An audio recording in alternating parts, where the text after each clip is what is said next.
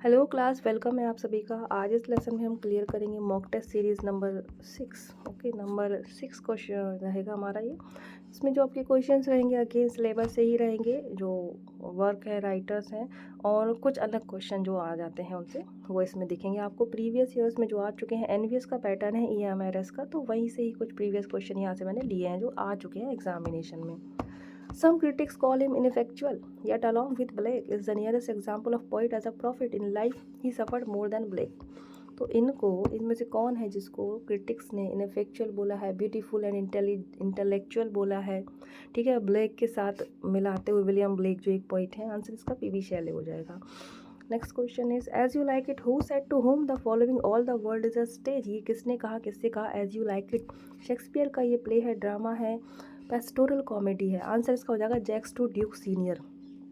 अब ये दोनों कैरेक्टर याद रख लें, जैक्स एंड ड्यूक सीनियर, ये एज यू लाइक इट के कैरेक्टर हैं, क्योंकि शेक्सपियर के जो क्वेश्चन आते हैं वो आते हैं इनके वर्क से आ जाते हैं, लेकिन साथ में उनकी जो स्टोरी और उनके कैरेक्टर किस में कौन से हैं उससे भी आते हैं। तो जैक्स ड्यूक सीनियर आपके एज यू लाइक इट में मिलेंगे। एज यू लाइक इट एक पेस्टोरल कॉमेडी है, पेस्टोरल यानी कि गाँव देहाती पृष्ठभूमि पर लिखा हुआ वर्क। ओके, तो ये आपका शेक्सपियर का इंपॉर्टेंट वर्क है। The next question is that poetry should portray the naked and native dignity of man was pronounced by Wordsworth। so the correct answer, ये जो लाइन है ना, ये वर्ड्सवर्थ के अकॉर्डिंग पोइट्री की थीम है, एक तरह से होना चाहिए। कहते हैं कि बिल्कुल पोर्ट्रे ऐसे करना चाहिए, बिल्कुल कुछ रह ना जाए, नेकेड हो, नेटिव डिग्निटी उसमें देखिए उस व्यक्ति की, उस पोइट की। तो ये वर्ड्सवर्थ का कोटेशन है और ये पोइट्री का एक थीम है जो वर्ड्सवर्थ हमको बता रहे हैं। The next question is talkative man under the banyan tree and A Horse and Two Goats are all written by R K Narayan. तो ये आपके सिलेबस में आर के नारायण जी, राशिपुरम कृष्ण स्वामी अय्यर नारायण, ये उनका फुल नेम है। ये सारे वर्क इन्हीं के द्वारा लिखे गए हैं। Next question is Mulk Raj Anand novel which deals with the rise of communism. इनमें से कौन सी नॉवल है मुल्क राज आनंद की जो डील करती है कम्युनिज्म से, सांप्रदायिकता से? The sword and the sickle, ये पब्लिश हुआ है 1942 में, ये वर्क इनका पब्लिश हुआ है नॉवेल। और इसका जो टाइटल है, इनको सजेस्ट किया था मुल्क राज आनंद को जॉर्ज ऑरवेल ने। मुल्क राज आनंद इंडिया के चार्ल्स डिकेंस भी कहे जाते हैं स्टूडेंट्स, और ये बहुत इंपॉर्टेंट पर्सन है। ट्रम्प जो कहा जाता है, तीन मुख्य स्तंभ, तो उसमें आर के नारायण आ जाते हैं, मुल्क राज आनंद आते हैं और राजा राव जी आते हैं। In which of his poem did Coleridge write the following line. कहाँ पे इन्होंने ये लाइंस कही हैं? तो लाइन याद करने का तरीका बहुत अलग और यूनिक होता है। बच्चे मुझसे, कुछ स्टूडेंट्स ने पूछा कि मैडम इनको कैसे याद करें। चलिए देखते हैं। O lady we receive but what we give and in our life alone does nature live. तो ये लाइन जो इनकी है कॉलरिज की, इनकी किस पोएम है? डिजेक्शन जो ओड है उसमें है ये। ओके, और ये डिजेक्शन ओड जो है रिटन हुआ था 1802 में, 1802 में। अब इसको देखिए, ये जो कोटेशन है ओ लेडी, अब लेडी क्या करते हैं ना, रिजेक्ट कर देते हैं ऐसे करके, तो आप रिजेक्ट ऐसे कुछ याद कर सकते हैं। बाकी ये चारों वर्क भी हमारे, तीनों ही बचे हुए भी हमारे एस.टी. कॉलरिज जी के ही हैं students. Okay, the next question is where is R K Narayan's imaginary town Malgudi located. तो देखिए इसका आंसर हो जाएगा नंबर 2 कि ये जो टाउन है ये लोकेटेड कहाँ है। एक्चुअली वैसे तो ये मालगुड़ी टाउन इनका कहते हैं कि फिक्टिशियस है, ये मतलब कुछ ऐसा है नहीं सच में, इन्होंने बस एक क्रिएट किया है माइंड में और वहीं अपनी सारी स्टोरीज बताते हैं। फिर भी मान लो कहीं से तो इंस्पायर हुए होंगे, तो वो प्लेस ही है। ओके, मद्रास प्रेसिडेंसी में अर्स्ट वाइल पर। Okay, are K Narayan ji जो है आपके राशिपुरम कृष्ण स्वामी अय्यर। देखो आर से राशिपुरम याद कर लेते हैं हम, के से कृष्ण स्वामी अय्यर जो आई नहीं है इन पे, तो याद रखिएगा थोड़ा सा। राशिपुरम इनके गांव का नाम है, कृष्ण स्वामी इनके फादर का नाम है, कुछ ऐसा होता है ना, गांव का नाम जोड़ते हैं साउथ वाले, सभी को पता है दीपिका पादुकोण, तो पादुकोण उसके गाँव का नाम है, ऐसा कुछ।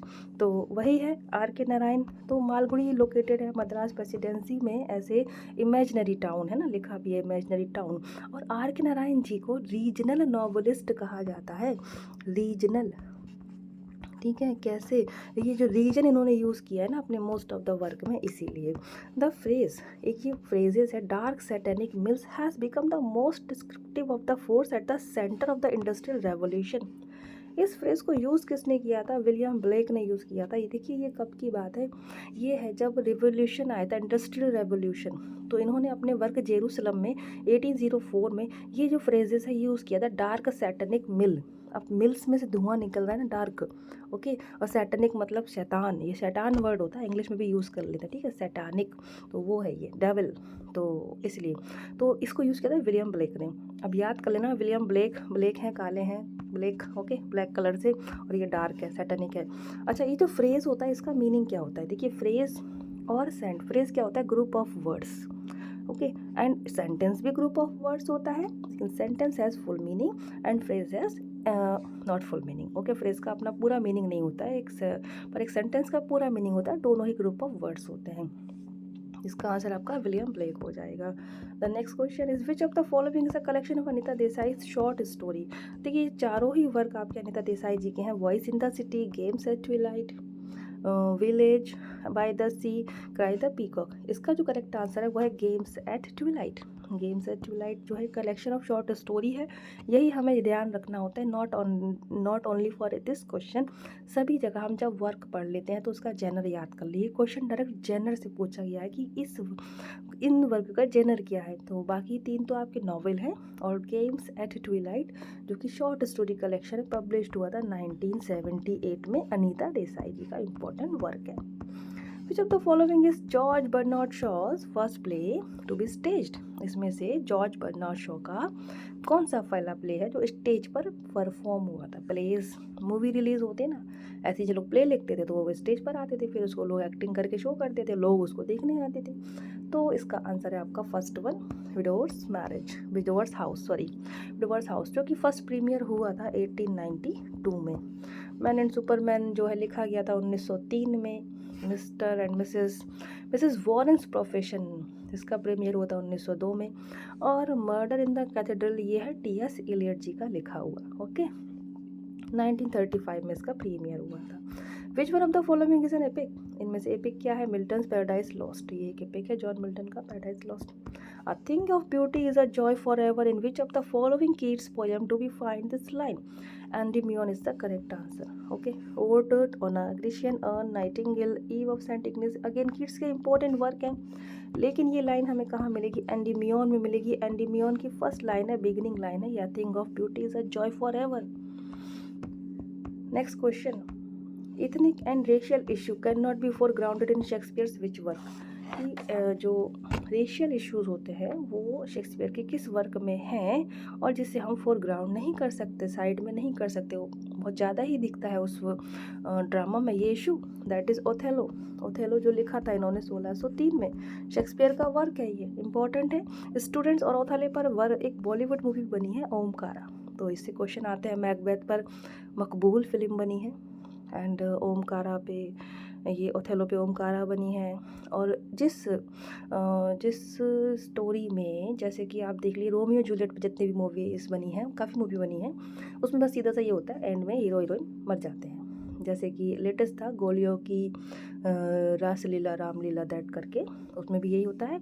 और पुरानी कई मूवीज़ हैं जिसमें हीरो हीरोइन एंड में नहीं रहते हैं, वो रोमियो जूलियट से इंस्पायर होकर बने होते हैं शेक्सपियर के। So the next question is Maya is the central character in Anita Desai's which work? माया कहाँ मिलेगी हमें? क्राई द पीकॉक में। देखिए अनीता देसाई का वर्क है क्राई द पीकॉक, जिसके मेन कैरेक्टर है आपकी Maya. Famous grave digger scene कहाँ मिलेगा? Famous grave digger scene Hamlet में मिलेगा, एक्ट 5 में। डिगर, ग्रेव डिगर, कब्र को खोदने वाला सीन है, हैमलेट में है, आपका शेक्सपियर के द्वारा लिखा गया है। बाकी चारों शेक्सपियर के प्ले हैं।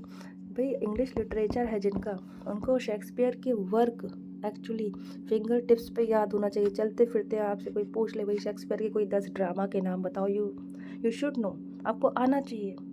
अगर आप सच में आप अपने आप को डिज़र्व करते हैं, खुद में डिज़र्व करोगे, दुनिया डिज़र्व करेगी आपको, ओके, फॉर एनीथिंग, आपकी पोस्ट के लिए, आपकी जॉब के लिए और आपके लाइफ में। Cowards die many times before their death, the valiant never taste of death but once, this is a quote from. भाई कवर्ड जो कायर होता है अपनी मृत्यु से पहले कई बार मरता है, तो कहाँ पर किसने बोला? जूलियस सीजर में कहा गया है। ये क्विट कहाँ है? शेक्सपियर की जूलियस सीजर में है, और ये जूलियस सीजर जो कैरेक्टर है उन्हीं के द्वारा बोली गई है।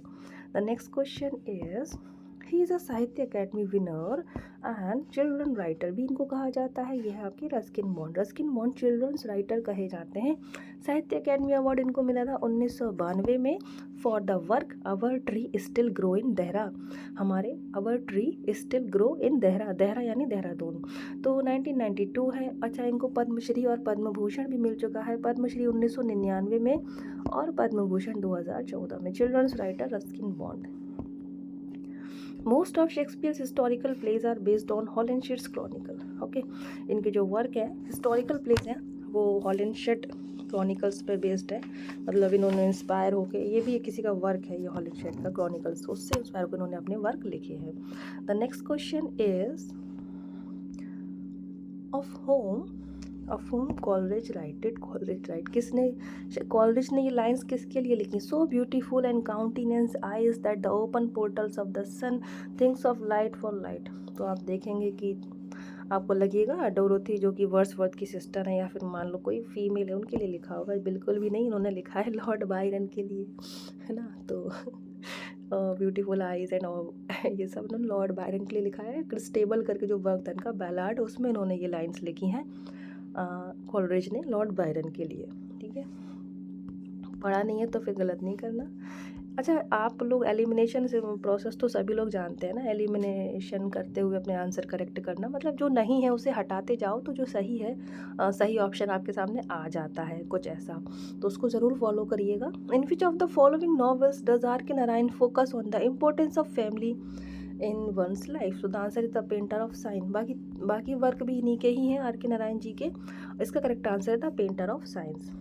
Who among the following English poet define poetry imagination as repetition in the finite mind of the eternal act of creation in the infinite I am. So the answer is Coleridge. ये English poetry को इन्होंने define किया है। Imagination किस तरह से है, एक फिनिट माइंड में रिपीटेशन है, इटर्नल एक्ट चलता रहता है, क्रिएशन होता है, फिर जाके पोइट्री निकलती है, कुछ ऐसा समझ लीजिए। तो ये कॉलरिज का ही कोटेशन है, कॉलरिज का वर्क है। द नेक्स्ट क्वेश्चन है, और आज का ये लास्ट क्वेश्चन है students, which of the following poems of Shelley bears the alternative title the spirit of solitude? Alastor is the correct answer. Alastor जो वर्क है इसका एक और टाइटल है the spirit of solitude. Okay, ऐसे याद रखना। ये पब्लिश हुआ था 1816 में। पी.बी. शैले जो कि हमारे यंग रोमांटिक पोइट में आते हैं, ये लिखा किसने? पी.बी. शैले का वर्क है ये। एलेस्टर या कह लो the spirit of solitude Shelley का वर्क है।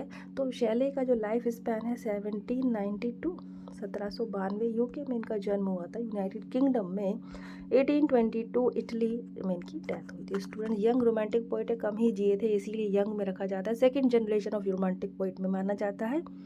तो स्टूडेंट्स मुझे पता है आप लोग ये कमेंट्स में पढ़ रही हूँ, और जैसा भी आप लोग रिक्वायरमेंट दे रहे हैं, बहुत ही आगे से आप लोगों को जो सिलेबस ये कंटेंट पसंद आ रहा है उसके लिए आप लोगों का बहुत बहुत थैंक यू। इसी तरह आप लोग कनेक्ट रहिए, खुश रहिए, पॉजिटिव रहिए। जय हिंद।